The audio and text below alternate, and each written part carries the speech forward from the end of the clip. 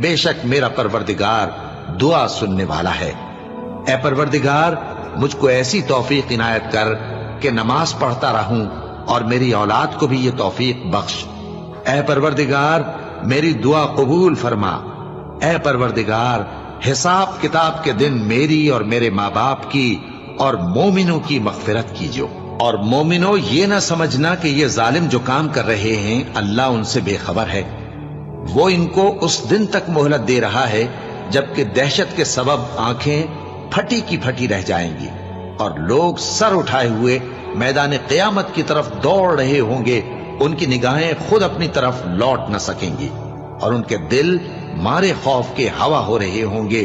और लोगों को उस दिन से आगाह कर दो जब उन पर अजाब आ जाएगा। तब जालिम लोग कहेंगे कि ऐ हमारे परवरदिगार, हमें थोड़ी सी मोहलत अता कर ताकि हम तेरी दावत तौहीद कबूल करें